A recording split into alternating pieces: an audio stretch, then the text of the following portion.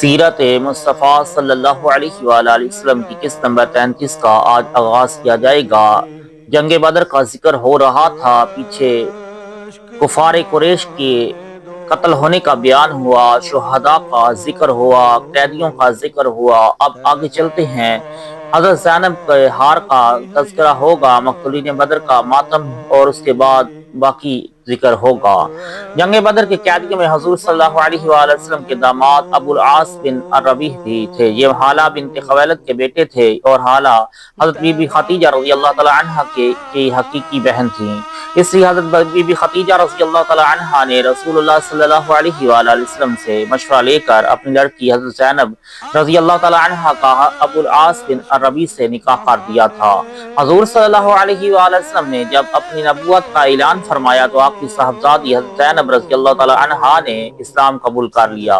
مگر ان کے شوہر ابو العاص مسلمان نہیں ہوئے اور نہ حضرت زینب رضی اللہ تعالی عنہا کو اپنے سے جدا کیا۔ ابو العاص بن الربیع نے حضرت زینب رضی اللہ تعالی عنہا کے پاس قاصد بھیجا کہ فدیہ کی رقم بھیج دیں۔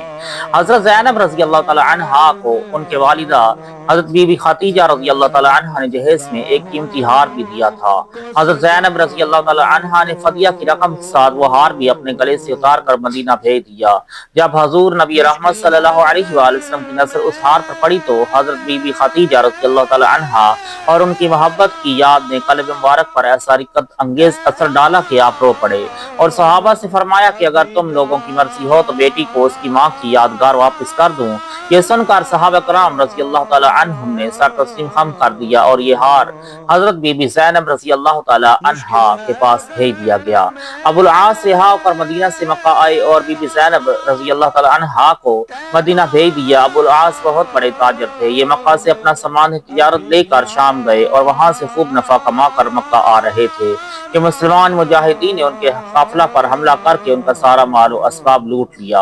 اور یہ مال غنیمت تمام سپاہیوں پر تقسیم ہو گیا اور ابو العاص چھپ کر مدینہ پہنچے اور حضرت زینب رضی اللہ تعالی عنہا نے ان کو پناہ دے کر اپنے گھر میں اتارا۔ حضور نبی رحمت صلی اللہ علیہ وآلہ وسلم نے صحابہ کرام سے فرمایا کہ اگر تم لوگوں کی خوشی ہو تو ابو العاص کا مال و سامان واپس کر دو۔ فرمان رسالت کا اشارہ پاتے ہی تمام مجاہدین نے سارا مال و سامان ابو العاص کے سامنے رکھ دیا۔ ابو العاص اپنا سارا مال و اسباب لے کر مکہ آئے اور اپنے تمام تجارت کے شریکوں کو پائی پائی کا حساب سمجھا کر اور سب کو اس کے حصہ کی رقم ادا کر کے اپنے مسلمان ہونے کا اعلان کر دیا اور اہل مکہ سے کہہ دیا کہ میں یہاں آ کر اور سب کا پورا حساب ادا کر کے مدینہ جاتا ہوں تاکہ کوئی یہ نہ کہہ سکے کہ ابو العاص ہمارا روپیہ لے کر تقاضا کے ڈر سے مسلمان ہو کر مدینہ بھاگ گیا۔ اس کے بعد حضرت ابو العاص رضی اللہ تعالی عنہ مدینہ آ کر حضرت بی بی زینب رضی اللہ تعالی عنہا کے ساتھ رہنے لگے۔ بدر میں کفار قریش کی شکست فاش کی خبر جب مکہ میں پہنچی تو ایسا کوہرام مچ گیا کہ گھر گھر ماتم قدا بن گیا، مگر اس خیال سے کہ مسلمان ہم پر ہنسیں گے ابو سفیان نے تمام شہر میں اعلان کرا دیا کہ خبردار کوئی شخص رونے نہ پائے۔ اس لڑائی میں اسود بن عبد یغوث کے دو لڑکے عقیل اور زمعہ اور ایک پوتا حارث بن زمعہ قتل ہوئے تھے۔ اس صدمہ جان کا سے اسود کا دل پھٹ گیا تھا، وہ چاہتا تھا کہ اپنے ان مقتولوں پر خوب پھوٹ پھوٹ کر روئے تاکہ دل کی بھڑاس نکل سکے، لیکن قومی غیرت کے خیال سے رو نہ سکا، مگر دل ہی دل میں گھٹتا اور کرتا رہتا تھا اور آنسو بہاتے بہاتے اندھا ہو گیا تھا۔ ایک دن شہر میں کسی عورت کے رونے کی آواز آئی تو اس نے اپنے غلام کو بھیجا کہ دیکھو کون رو رہا ہے، کیا بدر کے مقتولوں پر رونے کی اجازت ہو گئی ہے؟ میرے سینے میں رنج و غم کی آگ سلگ رہی ہے، میں بھی رونے کے لیے بے قرار ہوں۔ غلام نے بتایا کہ ایک عورت کا اونٹ گم ہو گیا ہے، وہ اسی غم میں رو رہی ہے۔ اسود شاعر تھا، یہ سن کر بے اختیار اس کی زبان سے کچھ اشعار نکلے جن کا ترجمہ یہ ہے کہ وہ عورت ایک اونٹ کے گم ہو جانے پر رو رہی ہے اور بے خوابی نے اس کی نیند کو روک دیا ہے، تو وہ ایک اونٹ پر نہ روئے لیکن بدر پر روئے جہاں قسمتوں نے کوتاہی کی ہے۔ اگر تجھ کو رونا ہے تو عقیل پر رویا کر اور حارث پر رویا کر جو شیروں کا شیر تھا، اور ان سب پر رویا کر مگر ان سب کا نام مت لے، اور ابو حکیمہ زمعہ کا تو کوئی ہمسر ہی نہیں ہے۔ ایک دن عمیر اور صفوان دونوں حتیم کعبہ میں بیٹھے ہوئے مقتولین بدر پر آنسو بہا رہے تھے۔ ایک دم صفوان بول اٹھا کہ اے عمیر، میرے باپ اور میرے دوسرے رؤسا مکہ جس طرح بدر میں قتل ہوئے، ان کو یاد کر کے سینے میں دل پاش پاش ہو رہا ہے اور اب زندگی میں کوئی مزہ باقی نہیں رہ گیا۔ عمیر نے کہا کہ اے صفوان، تم سچ کہتے ہو، میرے سینے میں بھی انتقام کی آگ بھڑک رہی ہے۔ میرے اعزاء و اقربا بھی بدر میں بے دردی کے ساتھ قتل کیے گئے ہیں اور میرا بیٹا مسلمانوں کی قید میں ہے۔ جہے خدا کی قسم، اگر میں قرض دار نہ ہوتا اور بال بچوں کی فکر سے دوچار نہ ہوتا تو ابھی میں تیز رفتار گھوڑے پر سوار ہو کر مدینہ جاتا اور دم زدن میں دھوکہ سے محمد صلی اللہ علیہ وآلہ وسلم کو قتل کر کے نعوذ باللہ فرار ہو جاتا۔ یہ سن کر صفوان نے کہہ کر، اے عمیر، تم اپنے قرض اور بچوں کی ذمہ داری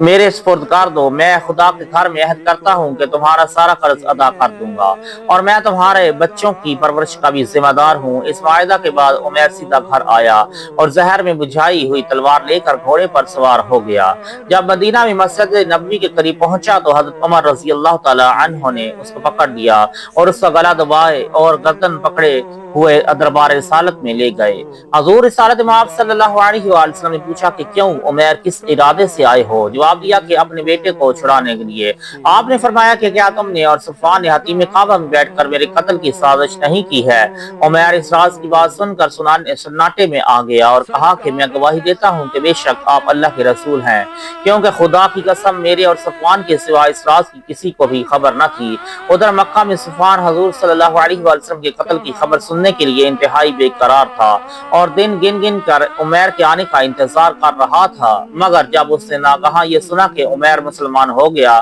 تو فرت حیرت سے اس کے پاؤں کے نیچے کی زمین نکل گئی اور وہ بوکھلا گیا۔ حضرت عمیر مسلمان ہو کر مکہ آئے اور جس طرح وہ پہلے مسلمانوں کے خون کے پیاسے تھے، اب وہ کافروں کی جان کے دشمن بن گئے اور انتہائی بے خوفی اور بہادری کے ساتھ مکہ میں اسلام کی تبلیغ کرنے لگے، یہاں تک کہ ان کی دعوت اسلام سے بڑے بڑے کافروں کے اندھیرے دلوں میں نور ایمان کی روشنی سے اجالا ہو گیا اور یہی عمیر اب صحابی رسول حضرت عمیر رضی اللہ تعالی عنہ کہلانے لگے۔ جو صحابہ کرام جنگ بدر کے جہاد میں شریک ہو گئے، وہ تمام صحابہ میں ایک خصوصی شرف کے ساتھ ممتاز ہیں اور ان خوش نصیبوں کے فضائل میں ایک بہت ہی عظیم شان فضیلت یہ ہے کہ ان سعادت مندوں کے بارے میں حضور اکرم صلی اللہ علیہ وآلہ وسلم نے یہ فرمایا ہے کہ بے شک اللہ تعالیٰ اہل بدر سے واقف ہے اور اس نے یہ فرما دیا ہے کہ تم اب جو عمل چاہو کرو، بلا شبہ تمہارے لیے جنت واجب ہو چکی ہے، یا یہ فرمایا کہ میں نے بخش دیا ہے۔ ابو لہب جنگ بدر میں شریک نہیں ہو سکا۔ جب کفار قریش شکست کھا کر مکہ واپس آئے تو لوگوں کی زبانی جنگ بدر کے حالات سن کر ابو لہب کو انتہائی رنج و ملال ہوا۔ اس کے بعد ہی وہ بڑی چیچک کی بیماری میں مبتلا ہو گیا، جس سے اس کا تمام بدن سڑ گیا اور 8ویں دن مر گیا اور عرب کے لوگ چیچک سے بہت ڈرتے تھے اور اس بیماری میں مرنے والے کو بہت ہی منحوس سمجھتے تھے، اس لیے اس کے بیٹوں نے بھی 3 دن تک اس کی لاش کو ہاتھ نہ لگایا، مگر اس خیال سے کہ لوگ تانا ماریں گے ایک گڑھا کھود کر لکڑیوں سے دھکیل کر لے گئے اور اس گڑھے میں لاش کو گرا کر اوپر سے مٹی ڈال دی، اور بعض مورخین نے تحریر فرمایا کہ دور سے لوگوں نے اس گڑھے میں اس قدر پتھر پھینکا کہ ان پتھروں سے اس کی لاش چھپ گئی۔ غزوہ بنی قینقاع،